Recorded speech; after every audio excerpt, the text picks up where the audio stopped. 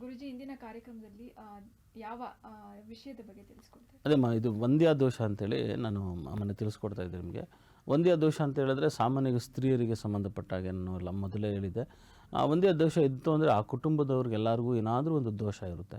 ಯಾಕಂದರೆ ಈ ಸಾಮಾನ್ಯವಾಗಿ ಹೇಳ್ತಾರೆ, ಏನು ಗುರುಳೆ ನಮ್ಮ ತಾತ ಮುತ್ತಾತ ಮಾಡಿರೋಂಥ ದೋಷ ಯಾರೋ ಒಂದು ಸ್ತ್ರೀಗೆ ಮಾಡಿದ್ದಾರೆ, ನಮ್ಗೆ ಯಾಕೆ ಅಂತ ಹೇಳೋವಂಥದ್ದು. ಅದೇ ಪೂರ್ವ ಪುಣ್ಯ ಅಂತ ಹೇಳೋದು. ಯಾಕಂದರೆ ನಿಮ್ಗೇನೋ ಒಂದು ಕನೆಕ್ಟಿವಿಟಿ ಇರುತ್ತಲ್ಲ, ಎಲ್ಲಿ ಅವ್ರ ಮಕ್ಕಳಾಗಿ ನೀವು ಜನಿಸಿದ್ರಂದರೆ ಅದು ಪಾಪಕರ್ಮಗಳು ಎಲ್ಲೋ ಒಂದು ಕಡೆ ಅವ್ರು ಮಾಡಿರೋವಂಥದ್ದು ನಿಮಗೆ ಬರೋವಂಥದ್ದು. ಈಗ ಅವರ ಪುಣ್ಯ ಹೇಗೆ ನಿಮ್ಮ ಮೇಲೆ ಬರುತ್ತೆ, ಅವರ ಮಾಡಿರೋ ಪಾಪಕರ್ಮಗಳು ನಿಮಗೆ ಬರೋವಂಥದ್ದು. ಅದು ವಾಡಿಕೆ ಜಗತ್ತಿಗೆ ಭೂಮಿಗೆ ನಿಮ್ಮನ್ನು ಒಂದು ಸಂಪರ್ಕಿಸಿದಂಥ ತಂದೆ ತಾಯಿ ನಿಮ್ಮ ಯೋಗದ ಮೇಲೆ ಅವ್ರು ಸಿಕ್ಕಿರೋಂಥದ್ದು. ಅವ್ರು ಏನು ಪಾಪಕರ್ಮ ಇರುತ್ತೆ ಅದೇ ನಿಮಗೆ ಬರುತ್ತೆ. ಯಾರೋ ಒಬ್ಬರು ತುಂಬ ಕೋಟಿಗಟ್ಟಲೆ ಇರ್ತಾರೆ, ನಮ್ಮ ಫ್ರೆಂಡವ್ರ ತಂದೆ ತುಂಬ ಕೋಟಿಗಟ್ಟಲೆ ಇದ್ದಾರೆ ಅಂದರೆ ಅವರು ಪೂರ್ವ ಪುಣ್ಯ ಕೇಳ್ಕೊಂಬಂದಿರೋಂಥದ್ದು. ಇಲ್ಲೊಂದು ನಾವು ಮಾಡಿರೋಂಥ ಪಾಪಕರ್ಮಗಳು ಅಲ್ಲಿ ನಮಗೆ ವರ್ಕ್ ಆಗುವಂಥದ್ದು ಕೂಡ ಇದೆ.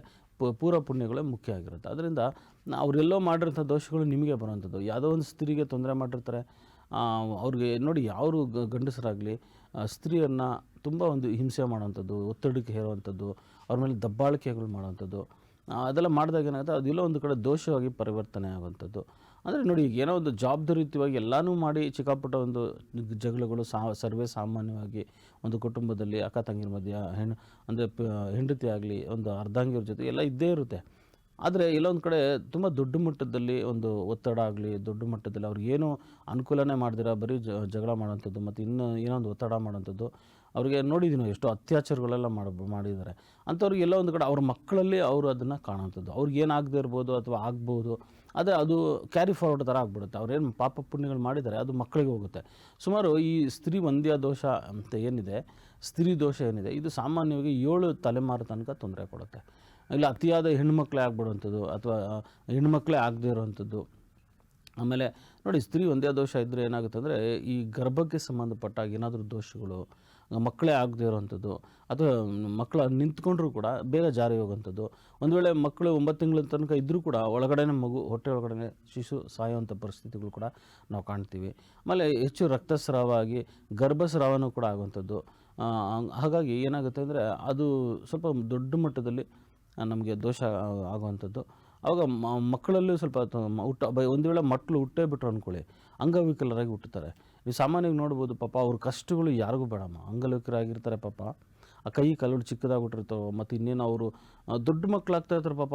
ಎಷ್ಟು ಅಂದರೆ 12, 13, 15, 16 ವರ್ಷ, 20, 25 ವರ್ಷ ಆಗ್ಬಿಟ್ಟಿರುತ್ತೆ ಪಾಪ. ಆದರೂ ಆ ತಾಯಿನೇ ಅವ್ರಿಗೆ ಒಂದು ಕರ್ಮಗಳನ್ನ ಎಲ್ಲ ಮಾಡಬೇಕಾದ್ರೆ, ಶೌಚ ಆಗಲಿ, ತೊಳೆಯೋದಾಗಲಿ, ಸ್ನಾನ ಮಾಡಿಸೋದಾಗಲಿ, ಈ ರೀತಿ ನಾವು ಹಲವಾರು ಕಡೆ ನೋಡಿದ್ದೀವಿ. ಪಾಪ ಎಷ್ಟು ಬೇಜಾರಾಗುತ್ತೆ ಅಂದರೆ ಅದನ್ನು ಕೆಲವೊಂದು ಕಡೆ ಅವ್ರಿಗೆ ಮುನಿ ದೋಷನೂ ಬಂದ್ಬಿಟ್ಟಿರುತ್ತೆ. ಮುನಿಯಪ್ಪನ ದೋಷ ಇರುತ್ತೆ, ಅಲ್ಲೇನು ದೋಷ, ನಾಗರ ದೋಷ ಇರುತ್ತೆ ಸಾಮಾನ್ಯವಾಗಿ. ಅದ್ರ ಜೊತೆಗೆ ವಂದ್ಯಾ ದೋಷ ಇತ್ತು ಅಂದರೆ ಮುಗ್ದೇ ಹೋಯ್ತು. ಮನೆ ಎಲ್ಲೋ ಒಂದು ಕಡೆ ಉತ್ತ ಬೆಳೆದಿರುತ್ತೆ, ಈ ಕಡೆ ಅವರು ಸೈಟ್ ಇರೋವಂಥ ಮನೆಗಳಲ್ಲಿ ಸೈಟ್ ಬೆಳೆದಿರುತ್ತೆ, ಉತ್ತ ಬೆಳೆದಿರುತ್ತೆ, ನಾಗರ ದೋಷ ಇರುತ್ತೆ. ಎಲ್ಲೊಂದು ಕಡೆ ಈ ಕಡೆ ಮುನಿಯಪ್ಪನ ದೋಷ ಇರುತ್ತೆ, ಯಾವುದೊಂದು ಹೆಣ್ಣು ದೇವ್ರು ಬಿಟ್ಟಿರ್ತಾರೆ, ಗಂಡು ದೇವ್ರನ್ನ ಬಿಟ್ಟಿರ್ತಾರೆ, ತುಂಬ ಆರಾಧನೆ ಮಾಡಿ ಒಂದು ದೋಷ ಮಾಡಿರ್ತಾರೆ ಆ ದೇವರುಗಳಿಗೆ. ಅವಾಗ ಏನಾಗುತ್ತೆ, ಈ ದೋಷಗಳೆಲ್ಲ ಬರುವಂಥದ್ದು. ಸಾಮಾನ್ಯವಾಗಿ ನೋಡ್ತೀವಿ ನೋಡಿ, ತುಂಬ ಚೆನ್ನಾಗಿರ್ತಾರೆ ನೋಡೋದಕ್ಕೆ, ಎಷ್ಟು ಸುಂದರವಾಗಿ ಒಂದು ಸುಂದರ ಸಂಸಾರ ಇರುತ್ತೆ, ಗಂಡ ಹೆಂಡತಿರಾಗಲಿ ಪ್ರತಿಯೊಂದು ಎಲ್ಲ ಚೆನ್ನಾಗಿರುತ್ತೆ. ಅದು ಯಾವುದೋ ಒಂದು ಮಗು ಹುಟ್ಟಿದ ತಕ್ಷಣ ಆ ಮಗುವಿಂದ ಇವ್ರಿಗೆ ಎಷ್ಟು ತೊಂದರೆ ಆಗುತ್ತೆ ಅಂದರೆ ಆ ಮಗುನ ಬಿಟ್ಟು ಹೋಗೋಕ್ಕಲ್ಲ. ನೋಡಿ, ಮಗು ಸಾಮಾನ್ಯವಾಗಿ 5 ರಿಂದ 6 ವರ್ಷ 7 ವರ್ಷ ಚೆನ್ನಾಗಿ ಬೆಳೆಯುತ್ತೆ. ಬೆಳೆದಾದ್ಮೇಲೆ ಏನಾಗುತ್ತೆ ಅಂದರೆ ಅವ್ರ ಕೆಲಸ ಅವ್ರ ಕರ್ಮಗಳು ಅವ್ರು ಮಾಡ್ಕೊಳ್ಳೋಂಥದ್ದು ಮಾಡಿದ್ರೆ ನಮಗೇನು ತೊಂದರೆ ಇಲ್ಲ. 10 ವರ್ಷ 12 ವರ್ಷ ಆದರೂ ಕೂಡ ನಾವೇ ಅವ್ರಿಗೆ ಕರ್ಮಗಳನ್ನ ಶೌಚಗಳನ್ನ ತೊಳೆಯೋಂಥದ್ದು, ಅವ್ರಿಗೆ ನಾವು ಸ್ನಾನ ಮಾಡಿಸೋದಂದರೆ ಅದು 20 ವರ್ಷ ಆದಮೇಲೂ ಕೂಡ ಅವರೇ ಮಾಡಬೇಕಂದ್ರೆ ಎಷ್ಟು ದುಃಖದ ಮಾತುಗಳು. ಹಾಗಾಗಿ ನಾನು ಎಲ್ಲರಿಗೂ ಹೇಳೋದಂದರೆ, ಅದಕ್ಕೆ ಈಗಿಂದಲೇ ನಿಮ್ಮ ಮಗು ಹುಟ್ಟುವಂಥ ಜಾತಕನ ಪರಿಶೀಲನೆ ಮಾಡ್ಕೊಳ್ಳಿ, ತಪ್ಪೇನಿಲ್ಲ. ಪರಿಶೀಲನೆ ಮಾಡಿ, ನಮ್ಮ ಮಗಳ ಜಾತಕ ಹೇಗಿದೆ, ನಮ್ಮ ಮಗನ ಜಾತಕ ಹೇಗಿದೆ. ಆಮೇಲೆ ಇದನ್ನು ಅಷ್ಟು ಸೂಕ್ಷ್ಮವಾಗಿ ನಾವು ಒಳ್ಳೆ ಜ್ಯೋತಿಷಿಗಳ ಹತ್ರ ಹೋಗಿ ಏನಿದೆ ಅಂತ ನೋಡಿಕೊಂಡು ಅದಕ್ಕೆ ಪರಿಹಾರ ಮಾಡ್ಕೊಳ್ಳೋದು ಉತ್ತಮ. ಯಾಕಂದರೆ ಇಷ್ಟು ಸುಲಭವಾಗಿ ಕೆಲವೊಂದು ವಿಚಾರಗಳು ದೋಷಗಳು ಕಾಣೋದಿಲ್ಲ. ಸಾಮಾನ್ಯವಾಗಿ ಏನಾಗುತ್ತೆ, ಜಾತಕಗಳು ಸುಮಾರಾಗಿದ್ದರೂ ಕೂಡ ಕೆಲವೊಂದು ಸರಿ ಜಾತಕ ರಾಜಯೋಗದಲ್ಲಿ ಹುಟ್ಟಿದರೂ ಕೂಡ ಕಾಲಕ್ರಮೇಣ ನಮ್ಮ ಒಂದು ಸ್ವಯಂ ಅಪರಾಧಗಳಿಂದ ಕೆಲವೊಂದೆಲ್ಲ ತೊಂದರೆಗಳಾಗುವಂಥದ್ದು. ನೋಡಿ, ಹುಟ್ಟುವಾಗ ರಾಜ್ಯೋಗ ಹುಟ್ಟುತ್ತೀವಿ, ಆದರೆ ಬೆಳೀತಾ ಎಲ್ಲೊಂದು ಕಡೆ ನಮ್ಮ ಸಂಘಗಳ ಜೊತೆಗೆ ನಮ್ಮ ಒಂದು ಕರ್ಮ ಸ್ವಾರ್ಥಗಳಿಂದ ಏನಾಗುತ್ತೆ ಅಂದರೆ ಸ್ವಲ್ಪ ಮಟ್ಟಿಗೆ ಎಲ್ಲೊಂದು ಕಡೆ ದಾರಿ ತಪ್ಪುವಂಥ ಸಾಧ್ಯತೆಗಳಿರುತ್ತೆ. ಆವಾಗ ಸ್ವಯಂಕೃತ ಅಪರಾಧವಾಗಿ ನಾವು ಮಾಡೋಂಥ ತಪ್ಪುಗಳು ತೊಂದರೆ ಆಗುವಂಥದ್ದು. ಅದು ನಮ್ಮ ಮಕ್ಕಳ ಮೇಲೆ ಪರಿಣಾಮ ಬೀರುತ್ತೆ, ನಮ್ಮ ಆರ್ಥಿಕ ಪರಿಸ್ಥಿತಿ ಮೇಲೆ ಒತ್ತಡ ಬೀರುವಂಥದ್ದು. ಹಾಗಾಗಿ ನಾನು ಹೇಳುವಂಥದ್ದು, ಹೆಣ್ಣು ಮಕ್ಕಳನ್ನ ಪ್ರೀತಿ ಭಾವಗಳಿಂದ ನೋಡ್ಕೊಳ್ಳಿ. ಸಾಮಾನ್ಯವಾಗಿ ಎಲ್ಲ ನೋಡ್ಕೊತಾರೆ, ಆದರೆ ಇನ್ನೂ ಒಂದು ಹೆಚ್ಚಿನ, ಈಗ ಯಾರಾದರೂ ತೊಂದರೆಯಲ್ಲಿ ಇರೋವಂಥವ್ರು ಖಂಡಿತ ಇದನ್ನು ಕಾಳಜಿ ವಹಿಸಿ. ಸಾಮಾನ್ಯ ಎಲ್ಲರೂ ಒಂದು 90 ಭಾಗ ಸರಿ ಇರುತ್ತೆ, ಎಲ್ಲ 5ರಿಂದ 10 ಭಾಗ ತೊಂದರೆ ಇರುವಂಥವ್ರು ಈ ಒಂದು ವಿಚಾರನ ಮನದಟ್ಟು ಮಾಡ್ಕೊಳ್ಳಿ. ಆಮೇಲೆ ಮನೆಯಲ್ಲಿ ನೋಡಿ, ತಂದೆ ತಾಯಿಗಳು ಒಂದು ಸ್ತ್ರೀ ನೋಡಿಕೊಂಡಾಗ ಒಂದು ಹೆಣ್ಮಗುನೂ ಅಷ್ಟೇ, ಮದುವೆ ವಿಚಾರದಲ್ಲಿ ಈಗಿನ ಕಾಲದಲ್ಲೆಲ್ಲ ಲವ್ ಮ್ಯಾರೇಜ್ ಜಾಸ್ತಿ ಆಗೋಗಿದೆ. ಆದಷ್ಟು ತಮ್ಮ ಧರ್ಮಗಳು, ನಮ್ಮ ಸಂಸ್ಕೃತಿಯೊಂದಿಗೆ ಮಕ್ಕಳನ್ನ ಕರ್ಕೊಂಡು ಹೋಗುವಂಥದ್ದು, ತಾಳ್ಮೆಯಿಂದ ಪ್ರೀತಿಯಿಂದ ಮಾತನಾಡಿ. ಚಿಕ್ಕ ವಯಸ್ಸು ಒಬ್ಬಳೇ ಮಗಳು ಇರ್ತಾಳೆ ಪಾಪ, ಮನೆಯಿಂದ ಬಿಟ್ಟು ಹೋಗ್ಬಿಟ್ಟಿರ್ತಾರೆ. ಏನು ಮಾಡಬೇಕು ಅವರು? ತಂದೆ ತಾಯಿಗೂ ಧೈರ್ಯ ಇರೋದಿಲ್ಲ. ಹುಡುಗ ಮೊದಲೇ ಪಾಪ ಮಗು ಆ ಹುಡುಗನ ಜೊತೆ ಸೇರಿಕೊಂಡು ತಂದೆ ತಾಯಿ ವೀಕ್ನೆಸ್ ಎಲ್ಲ ಹೇಳ್ಬಿಟ್ಟಿರುತ್ತೆ. ಆ ಹುಡುಗನೂ ಜೋರ ಮಾತಾಡ್ತಾ ಇರ್ತಾನೆ. ಪಾಪ ತಂದೆ ತಾಯಿ ತುಂಬ ಸೌಮ್ಯ ಸ್ವಭಾವದಾಗಿರ್ತಾರೆ. ಅವನು ಸ್ವಲ್ಪ ಜೋರಾಗಿದ್ದರೆ ಅವ್ರಿಗೆ ಏನೋ ಒಂದು ಬೈದು ಮಾಡಿ ಆ ಹುಡುಗನ ಒಂದು ಲೈನ್ ತೊಗೊಂಡು ಮಗುನ ಮನೇಲಿ ಇಟ್ಕೊತಾರೆ. ಆದರೆ ಈ ಸೌಮ್ಯ ಸ್ವಭಾವದವರು ಜಗತ್ತಿಗೆ ಒಂದು ಪ್ರಜ್ಞೆನೇ ಇಲ್ಲದಂಥ ತಂದೆ ತಾಯಿರು ಮಕ್ಕಳನ್ನ ಕಳ್ಕೊಳ್ಳೋಂಥ ಸಾಧ್ಯತೆಗಳು ನಾವು ನೋಡ್ತಾ ಇದ್ದೀವಿ. ಹಾಗಾಗಿ ಇದಕ್ಕೆ ಸಂಬಂಧಪಟ್ಟಾಗೆ ಪ್ರಾರಂಭದಲ್ಲೇ ನೀವು ಮಾಡ್ಕೊಳ್ಳಿ. ನೋಡಿ, ಇವಾಗ ಒಂದು ಮಗಳು ಹುಟ್ಟಿ ತೊಂದರೆ ದೋಷ ಆಗಿ ಆ ಮಗು ಓಡೋಕೆ ಮುಂಚೆನೇ ನೀವು ಒಂದು ಈ ಥರ ಒಂದು ಯೋಗ ಇದೆಯಾ ಗುರುಗಳೇ ನೋಡ್ಕೊಳ್ಳಿ. ಸುಮಾರು ಜನಕ್ಕೆ ಗೊತ್ತಾಗೋಗುತ್ತೆ ಅವ್ರ ಯೋಗದಲ್ಲಿ ಇದೆಯಾ ಇಲ್ವಾ, ತೊಂದರೆ ಇದೆಯಾ, ಲವ್ ಮ್ಯಾರೇಜ್ ಇದೆಯಾ. ಅವಾಗ ಏನಾಗೋದು, ಮೊದಲೇ ನೀವು ಸೂಕ್ಷ್ಮ ಮಾತಾಡಿ ಕೆಲವೊಂದು ಅದನ್ನು ಯಂತ್ರಗಳು ಮಾಡ್ಕೊಂಡ್ರೆ ಅದೆಲ್ಲ ಕಟ್ಟಾಗೋಗುತ್ತೆ. ಎಂಥ ಹುಡುಗನೇ ಪ್ರೀತಿಸಲಿ ಏನಿರಲಿ, ಕೆಲವೊಂದು ಯಂತ್ರಗಳು ಬರುತ್ತೆ. ಆ ಯಂತ್ರಗಳನ್ನ ಧಾರಣೆ ಮಾಡೋದ್ರಿಂದನೇ ಅದು ಎಂಥ ಹುಡುಗ ಬಂದರೂ ಕಟ್ಟಾಗೋಗುತ್ತೆ. ಯಾರ ಜೊತೆ ಸಂಘ ಸೇರಲ್ಲ, ಯಾವ ಹುಡುಗರ ಜೊತೆ ಸೇರೋದಿಲ್ಲ. ಆ ಥರ ಆಗಿ ಕೊನೆಗೆ ನೀವು ಒಂದು ಒಳ್ಳೆ ಹುಡುಗನ ನೋಡಿ ನಿಮಗೆ ಸಮಾಧಾನ ಆಗೋ ರೀತಿಯಲ್ಲಿ ನೋಡಿ ಮಾಡಿ ಅಂತ ನಾನು ಹೇಳುವಂಥದ್ದು. ಅಂದರೆ ಮಕ್ಕಳಿಗೆ ನಾನು ತಿಳಿಸೋದೇನೆಂದರೆ, ತಂದೆ ತಾಯಿಯರಿಗೆ ಅವ್ರದ್ದೇ ಆದ ಒಂದು ಎಕ್ಸ್ಪೀರಿಯನ್ಸ್ ಇರುತ್ತೆ, ಅವ್ರದ್ದೇ ಆದ ಜೀವನ ನಡೆಸಿರ್ತಾರೆ, ಕಷ್ಟ ಸುಖಗಳು ಗೊತ್ತಿರುತ್ತೆ. ಪ್ರಾರಂಭದಲ್ಲಿ ನೀವು ಲವ್ ಮಾಡೋಂಥ ಓಡೋಗ್ತೀರ, ಆದರೆ ಅದರಿಂದ ಮುಂದಿನ ದಿನಗಳಲ್ಲಿ ಏನು ಕಷ್ಟ ಅನುಭವಿಸ್ತೀರ ಅಂತ ತಂದೆ ತಾಯಿಗೆ ಮೊದಲೇ ಗೊತ್ತಿರುತ್ತೆ. ಹಂಗಾಗಿ ಅವ್ರ ಮಾತನ್ನು ಕೇಳಿ ಏನು ಮಾಡಬೇಕು, ಏನು ಮಾಡಬಾರ್ದು, ಸಮಾಧಾನ ತಾಳ್ಮೆಯಿಂದ ಮಾತಾಡೋದು ಮಕ್ಕಳು ತುಂಬ ಉತ್ತಮ. ಯಾಕಂದರೆ ಮಕ್ಕಳಿಗೆ ಅನ್ನಿಸ್ತಾ ಇರುತ್ತೆ ಎಲ್ಲೊಂದು ಕಡೆ ನಮ್ಮ ಅಪ್ಪ ಅಮ್ಮನಿಗೆ ಏನೂ ಗೊತ್ತಿಲ್ಲ, ಎಲ್ಲ ನನಗೆ ಗೊತ್ತಿದೆ ಅಂತ ಅನ್ಕೊತಾ ಇರ್ತಾರೆ. ಆದರೆ ಅವರು ಒಂದು ಸ್ಟೆಪ್ಪು ಕಷ್ಟದ ಮೇಲೆ ಕಷ್ಟ ಅನುಭವಿಸಿ ಏನಾಗುತ್ತೆ ಅಂದರೆ ಅವ್ರಿಗೆ ಪ್ರತಿಯೊಂದು ಗೊತ್ತಿರುತ್ತೆ. ಹಾಗಾಗಿ ತಂದೆ ತಾಯಿ ಅಂತಲ್ಲ, ಒಂದು ಹಿರಿಯರಾಗಲಿ, ದೊಡ್ಡಪ್ಪ ಚಿಕ್ಕಪ್ಪ ಆಗಲಿ, ಅದು ಯಾರೇ ಹಿರಿಯರಾಗಲಿ, ವಯಸ್ಸಾಗಿರೋಂಥವ್ರು ಕೇಳಿದ್ರೆ ಪ್ರತಿಯೊಂದು ನಿಮಗೆ ಒಂದು ಅವ್ರು ಹೇಳ್ತಾರೆ ಈ ಥರ ಇದೇ ಸಿಚುವೇಶನ್ ಅಂದರೆ ಅವರೇ ಒಂದು ಐಡಿಯಾ ಕೊಡ್ತಾರೆ, ಹಿಂಗೆ ಮಾಡಪ್ಪ ಅಂತೇಳಿ. ಖಂಡಿತ ಅದು ಅನುಕೂಲ ಆಗುತ್ತೆ ನಿಮಗೆ. ಯಾಕಂದರೆ ನಮಗೆ ಅನ್ನಿಸ್ತಿರುತ್ತೆ ಅಷ್ಟೇ. ಅವರು ಸರಳ ರೀತಿ ನೋಡಿ ಎಲ್ಲೋ ಯಾಮಾರ್ಬಿಡ್ತೀವಿ, ಇವರು ಏನೂ ಗೊತ್ತಿಲ್ಲ ಇವ್ರಿಗೆ, ನಮ್ಮ ಅಪ್ಪನಕಿಂತ ನಾನೇ ಚೆನ್ನಾಗಿದ್ದೀನಿ ಅಂತ ಅನ್ನಿಸ್ತಿರುತ್ತೆ.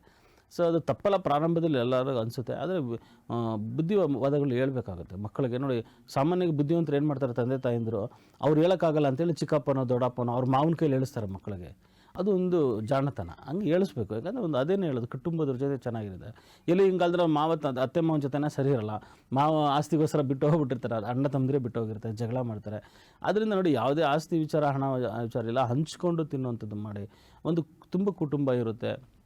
ಅದೇನೋ ಉತ್ತಮ ಅಂತ ನಾನು ಅನಿಸುತ್ತೆ. ಹಾಗಾಗಿ ಯಾವುದೇ ಒಂದು ದೋಷ ಇರಲಿ, ಮೊದಲನೇದಾಗಿ ಆ ದೋಷವನ್ನು ನೋಡಿಕೊಂಡು ಕೆಲವೊಂದು ಚಕ್ರಗಳನ್ನ ಧಾರಣೆ ಮಾಡೋಂಥದ್ದು, ಕೈಯಲ್ಲಿ ಬರೆದು ಒಂದು ಗ್ರಹಣ ಸಮಯದಲ್ಲಿ, ಪರ್ವಕಾಲಗಳಲ್ಲಿ, ಒಳ್ಳೆ ಮುಹೂರ್ತಗಳಲ್ಲಿ, ಶುಭ ಮುಹೂರ್ತಗಳಿಲ್ಲ ಚಕ್ರನ ಬರೆದು ಸ್ತ್ರೀ ಒಂದೇ ದೋಷಕ್ಕೆ ಸಂಬಂಧಪಟ್ಟ ಹಾಗೆ, ಅಥವಾ ಪಿತೃದೋಷ ಆಗಿರ್ಬೋದು, ಇಲ್ಲ ಕುಜದೋಷ ಆಗಿರ್ಬೋದು, ಯಾವುದೇ ಒಂದು ದೋಷ ಆಗಿರ್ಬೋದು, ಅದಕ್ಕೆ ಸಂಬಂಧಪಟ್ಟಾಗ ಕೆಲವೊಂದು ಚಕ್ರಗಳನ್ನ ನಾನು ಹೇಳ್ತೀನಿ. ಆ ಚಕ್ರಗಳನ್ನ ಸ್ಥಾಪನೆ ಮಾಡಿ ನಾವು ಅದನ್ನು ಬರೆದು ಕೊಟ್ಟಾಗ ಪ್ರಾಣ ಪ್ರತಿಷ್ಠೆ ಮಾಡಿ ಅದಕ್ಕೆ ಅದು ಗಿಡಮೂಲಿಕೆಗಳನ್ನ ಹಾಕಿ ಮತ್ತು ಕೆಲವೊಂದೆಲ್ಲ ವಿಧಾನದಲ್ಲಿ ಅದನ್ನು ನಾವು ತಯಾರು ಮಾಡಿ ನಿಮಗೊಂದು ಒಳ್ಳೆ ಮುಹೂರ್ತದಲ್ಲಿ ಕೊಟ್ಟಾಗ ಅದನ್ನು ನಿಮ್ಮ ಮನೇಲಿಟ್ಟು ಪೂಜೆ ಮಾಡೋವಂಥದ್ದು ಅಥವಾ ದಿಗ್ಬಂಧನ ಮಾಡಿಸ್ಕೊಳ್ಳೋವಂಥದ್ದು, ಆ ಮನೇಲಿ ಒಂದು ಯಂತ್ರಗಳನ್ನ ಧಾರಣೆ ಮಾಡೋದು. ನೋಡಿ, ಆ ಮಗುಗೆ ಏನಾದರೂ ಸ್ವಲ್ಪ ತೊಂದರೆ ಆದರೆ ಕೆಲವೊಂದು ಯಂತ್ರಗಳನ್ನ ಧಾರಣೆ ಮಾಡಿದಾಗ ಆ ಮಗುದ ಜಾತಕಕ್ಕೆ ಸಂಬಂಧಪಟ್ಟ ಹಾಗೆ ಕೆಲವೊಂದು ನಿರ್ದಿಷ್ಟವಾದ ಯಂತ್ರಗಳನ್ನ ಸ್ಥಾಪನೆ ಮಾಡಿ ಆ ಮಗುಗೆ ಧಾರಣೆ ಮಾಡಿಸಿದಾಗ ಅವಾಗ ಏನಾಗುತ್ತೆ, ಅವರಲ್ಲಿ ಒಂದು ಒಳ್ಳೆ ಉತ್ತಮವಾದ ಒಂದು ಪಾಸಿಟಿವ್ ಎನರ್ಜಿ ಪ್ರಾರಂಭ ಆಗುವಂಥದ್ದು, ಓದೋ ಕಡೆ ಮನಸ್ಸು ಬರೋವಂಥದ್ದು, ಈ ಸರಸ್ವತಿ ಯಂತ್ರ ಮತ್ತು ಬುದ್ಧಿ ಚುರುಕಾಗೋ ಯಂತ್ರಗಳನ್ನೆಲ್ಲ ಬರುತ್ತೆ.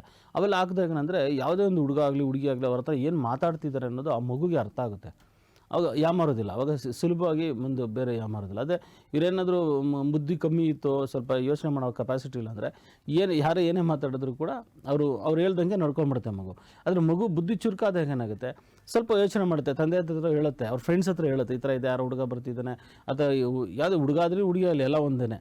ಸೊ ಅವಾಗ ಹೇಳಿದಾಗ ಏನಾಗುತ್ತೆ, ನಿಮಗೊಂದು ಚುರುಕ್ತನ ಆಗುತ್ತೆ. ತಂದೆ ತಾಯಿ ಹೇಳಿದಾಗ ಸರಳವಾಗಿ ತಂದೆ ತಾಯಿ ಅದನ್ನು ಮ್ಯಾನೇಜ್ಮೆಂಟ್ ಮಾಡ್ಬೋದು, ಹೇಗೋ ಬಿಡಪ್ಪ ಆಯಿತು ಅಂತೇಳಿ. ಏನು ಗೊತ್ತಿಲ್ಲದ್ರೆ ಮಗುನೂ ಚುರುಕಿಲ್ಲ, ಇವರು ದೊಡ್ಡರು ಅವರು ದೊಡ್ಡರು ಅಂದರೆ ಯಾರೋ ಹುಡುಗ ಬರ್ತಾನೆ, ಇನ್ನೂ ತೊಂದರೆ ಮಾಡ್ತಾನೆ, ಮದುವೆ ಆಗ್ತಾರೆ, ಕೊನೆಗೆ ಸೆಟ್ ಆಗಿಲ್ಲ ಅಂತ 2 ವರ್ಷ ಆದಮೇಲೆ ಡೈವರ್ಸ್ ಕೊಡ್ತಾನೆ. ಅವಾಗ ಏನು ಮಾಡ್ತೀರಾ? ಹಾಗಾಗಿ ಮಗುವಿನ ಜಾತಕ ವೀಕ್ಷಣೆ ಮಾಡಿ, ಮಗನ ಜಾತಕ ನೋಡಿ. ಎಷ್ಟೋ ಜನ ಮಕ್ಕಳಿಗೆ ಹೇಳಿದೀವಿ, ಹುಡುಗಂದು ಸ್ವಲ್ಪ ತೊಂದರೆ ಇದೆ ಮುಂದಿನ ದಿನಗಳಲ್ಲಿ ಅಂತ ಹೇಳಿ ಕಳಿಸಿದಾಗ ತಂದೆ ತಾಯಿಗಳು ಏನೋ ಒಂದು ಪ್ರಿಕಾಷನ್ನೇ ತೊಗೊಳೋದಿಲ್ಲ, ನೋಡೋಣ ಬಿಡಿ ಗುರುಗಳು ಏನೂ ಆಗಲ್ಲ ಹಂಗೆ ಅನ್ನೋ ಥರ ಒಂದು ಮುಂದಾಲೋಚನೆಯಲ್ಲಿ ಬಿಟ್ಟುಬಿಡ್ತಾರೆ. ಆದರೆ ಹೋಗ್ತಾ ಹೋಗ್ತಾ ಆ ಜಾತಕದಲ್ಲಿ ಸುಮ್ಮನೆ ತೊಂದರೆ ಆಗುವಂಥದ್ದು ಕೂಡ ನಾವು ಕಾಣ್ತಾ ಇದ್ದೀವಿ. ಹಾಗಾಗಿ ಮುಖ್ಯವಾಗಿ ಮನೆಯಲ್ಲಿ ಒಂದು ಆ ಮಕ್ಕಳಿಗೆ ಸರಸ್ವತಿ ಯಂತ್ರ ಆಗಿರ್ಬೋದು, ಮಾಟ ಮಂತ್ರ, ದೃಷ್ಟಿ ದೋಷಕ್ಕೆ ಸಂಬಂಧಪಟ್ಟ ಹಾಗೆ ದಾಟು ಪೋಟು, ಬೇತಾಳ, ಪಿಶಾಚಿ, ಈಗ ಹಲವಾರು ಮೋಹಿನಿ ಯಂತ್ರಗಳು. ಕೆಲವೊಂದು ಮೋಹಿನಿ ಗ್ರಹದ ಬಗ್ಗೆನೂ ಇರುತ್ತೆ, ಕೆಲವೊಂದು ಅದ್ರ ಬಗ್ಗೆ ನೆಕ್ಸ್ಟ್ ಒಂದು ಒಳ್ಳೆ ಎಪಿಸೋಡಲ್ಲಿ ಇರ್ತೀನಿ. ಮೋಹಿನಿ ಇದು ಅನ್ನೋದೇ ದೊಡ್ಡ ಕಾನ್ಸೆಪ್ಟ್ ಅದು ಕೂಡ ತುಂಬ ತೊಂದರೆಗಳು ಕಾಡುತ್ತೆ. ಹೀಗಾಗಿ ಮಕ್ಕಳ ವಿವಾಹದಲ್ಲಿ ವಿಳಂಬ ಆಗುವಂಥ ಸಾಧ್ಯತೆಗಳೆಲ್ಲ ಇದೆ. ಹೀಗಾಗಿ ಹಲವಾರು ತೊಂದರೆಗಳು ಬರೀ ಯಂತ್ರಗಳ ಮುಖಾಂತರ ನೀವು ಒಂದು ಪರಿಹಾರ ಮಾಡ್ಕೊಳ್ಳಿ. ನೋಡಿ, ಹೋಮ ಮನೆಯಲ್ಲಿ ಒಂದು ಒಳ್ಳೆ ದಿಗ್ಬಂಧನ ಮಾಡಿಕೊಂಡು ಒಂದು ಒಳ್ಳೆ ಯಂತ್ರಗಳು ಸ್ಥಾಪನೆ ಮಾಡಿ ನಂತರ ನೀವು ಮನೆಯಲ್ಲಿ ವರ್ಷಕ್ಕೊಂದ್ಸರಿನೋ 6 ತಿಂಗಳಿಗೊಂದ್ಸರಿ ಒಂದು ಒಳ್ಳೆ ಹೋಮ, ಗಣೇಶನ ಹೋಮ, ನವಗ್ರಹ ಶಾಂತಿ, ಅಥವಾ ನಿಮಗೆ ಯಾವುದು ದೋಷ ಇದೆ ಅದಕ್ಕೆ ಸಂಬಂಧಪಟ್ಟಾಗ ಕೆಲವೊಂದು ಹೋಮಗಳನ್ನ ಬರ್ಕೊಟ್ಟಾಗ ಅದನ್ನು ನೀವು ಪ್ರತಿದಿನ ಅಂದರೆ ಪ್ರತಿ ತಿಂಗಳಿಗೋ ಅದು ಪ್ರತಿ 6 ತಿಂಗಳಿಗೊಮ್ಮೆ ಅಥವಾ ವರ್ಷಕ್ಕೊಮ್ಮೆ ಮಾಡಿಸ್ಕೊಳಾಗ ಖಂಡಿತ ನಿಮ್ಗೆ ಅನುಕೂಲ ಆಗುವಂಥದ್ದು. ನೋಡಿ, ಯಾವುದೋ ಮಗು 9ನೇ ಕ್ಲಾಸಲ್ಲಿ ಜಸ್ಟ್ ಪಾಸು, SLCಯಲ್ಲಿ ಒಂದು ಒಳ್ಳೆ ಮಾರ್ಕ್ಸ್ ತೆಗೆಯುವಂಥದ್ದು, PUCಯಲ್ಲಿ ಒಳ್ಳೆ ಮಾರ್ಕ್ಸ್, ಒಂದು ಡಿಸ್ಟಿಂಕ್ಷನಲ್ಲಿ ಪಾಸ್ ಆಗುವಂಥ 85, 90 ಆಗ ಬರೋದು ಏನಕ್ಕೆ ಅಂದರೆ ಸರಸ್ವತಿ ಯಂತ್ರ ಧಾರಣೆ ಮಾಡಿ ಅದು ಕೆಲವೊಂದು ಅನುಷ್ಠಾನಗಳನ್ನ ಮಾಡುವಂಥದ್ದು, ಮಕ್ಕಳಿಗೆ ಸರಸ್ವತಿ ಯಂತ್ರಗಳು ಕೊಡುವಂಥದ್ದು ಮಾಡಿದ್ರೆ ಖಂಡಿತ ನಮಗೆ ಅನುಕೂಲ ಆಗುವಂಥದ್ದು.